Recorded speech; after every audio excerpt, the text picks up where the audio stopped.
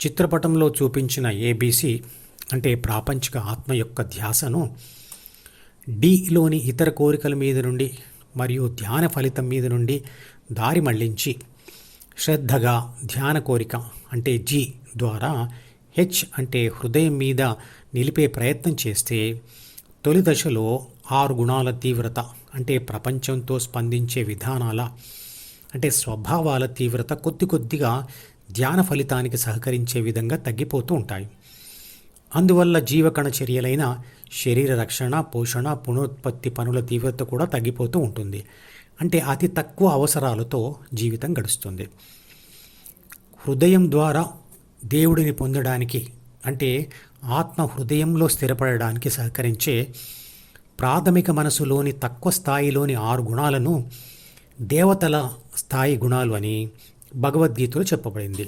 ఈ దేవతా స్థాయిలో ఉన్న 6 గుణాలకు సహకరించే ద్వితీయ మనసు యొక్క డిలోని ప్రాపంచిక సమాచారం మరియు కోరికలు కూడా దేవతలే, కానీ వ్యతిరేకించేవి మాత్రం రాక్షసులు. 6 దేవతా స్థాయి గుణాల వల్ల ప్రపంచ వ్యతిరేకత తగ్గి సమర్థత పెరిగి ప్రాపంచిక గెలుపులు, గుర్తింపు, సుఖాలు కూడా కలుగుతాయి. గెలుపులు మరియు సుఖాలు యుక్త వయస్సులో అవసరమైనప్పటికీ వాటిని అనుభవిస్తూ ఉన్న ధ్యానం మాత్రం వదిలివేయకూడదు. బి అంటే ప్రాథమిక మనసులోని 3 బాధ్యతలు మరియు 6 గుణాలు. ఏ అంటే ఆత్మచేత, ద్వితీయ మనసులో ప్రాపంచిక అనుభవాల చేత అహంను అంటే సీను మరియు డీను సృష్టించి బలోపేతం చేస్తాయి. అంటే అహంను మరియు కోరికలను బి గట్టిగా పట్టుకుంటే వచ్చే అనుభవాలు బిలోని 6 గుణాలను మారుస్తాయి. అంటే బిలోని 3 బాధ్యతలు మరియు 6 గుణాలు డిలోని కోరికలు ఒకదానికొకటి అనుగుణంగా మారిపోతూ ఉంటాయి. భగవద్గీతను అర్థం చేసుకోవడానికి ఇదొక అతి ముఖ్యమైన విషయం. అంటే ప్రాథమిక మనసులోని గుణాలే ద్వితీయ మనసులోని కోరికలుగా మారతాయి మరియు ద్వితీయ మనసులోని కోరికలే 6 గుణాలు అనుకోవచ్చు. భగవద్గీతలో విశ్వశక్తిని సనాతన ధర్మం అంటే దేవుడు అంటాడు కాబట్టి ఆత్మశక్తి కూడా దేవుడే. ప్రాపంచిక సమాచారం మరియు కోరికలు అనేవి ఆత్మశక్తి చేత శక్తి రాతలుగా డి అనే పుస్తకంలో రాయబడ్డాయి కాబట్టి అవి కూడా శక్తులే.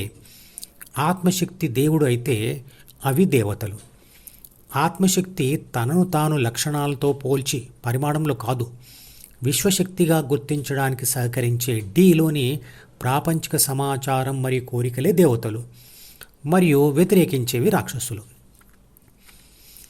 కొందరు దేవతలను పూజిస్తారు అంటే అర్థం దేవుడిని లేదా విశ్వశక్తిని పొందడానికి సహకరించే మంచి కోరికలు కోరుకుంటారు అని అర్థం. రాక్షసులను పూజిస్తారు అంటే ధ్యానానికి వ్యతిరేకమైన చెడు కోరికలు కోరుకుంటారు అని అర్థం. చిత్రపటంలో చూపించిన ఏబిసికి అంటే మనిషికి డిలో అనేకమైన కోరికలు ఉంటాయి. భగవద్గీతలో కొన్ని కోరికలకు పేర్లు కూడా పెట్టారు. అందులో ధ్యాన కోరికకు అర్జునుడు అని, అజ్ఞానమును ధృతరాష్ట్రుడు అని, భావంను భీముడు అని, భ్రమను భీష్ముడు అని అన్నారు. తర్వాత కాలంలో డబ్బు కావాలనే కోరిక పేరు లక్ష్మి అని, చదువు కావాలనే కోరిక పేరు సరస్వతి అని పేర్లు పెట్టారు. మనం డిలోని ఒక కోరిక కోరుకుంటున్నాము అంటే ఆ కోరిక మీద ధ్యాస పెడుతున్నాము అని అర్థం. పూజ చేయడం అంటేనే ఆత్మ ధ్యాస పెట్టడం. ఏ కోరిక మీద ప్రాపంచిక ఆత్మ ధ్యాస పెడితే ఆ వ్యక్తి ఆ కోరికను పూజిస్తున్నాడు అన్నట్లు. ఒక వ్యక్తి డబ్బు సంపాదించాలనే కోరిక మీద ధ్యాస పెడితే అతడు లక్ష్మిని పూజించినట్లు. అలాగే ఒక విద్యార్థి చదువు కోరిక మీద ధ్యాస పెడితే అతడు సరస్వతిని పూజిస్తున్నట్లు. నేను చేయబోయే పనులకు ఎటువంటి విఘ్నాలు రాకూడదు అని నా కోరిక పేరు వినాయకుడు. దీని తర్వాత భాగంను వచ్చే వీడియోలో వివరిస్తాను. ఈ మధుపదం యూట్యూబ్ ఛానల్ వీడియోని సబ్స్క్రైబ్ చేసి గంట గుర్తును నొక్కి ఆల్ని సెలెక్ట్ చేసి ప్రతిరోజు యూట్యూబ్ ఓపెన్ చేసి అడుగున ఉన్న సబ్స్క్రిప్షన్ బటన్ నొక్కితే అన్ని లేటెస్ట్ వీడియోలు చూడవచ్చు.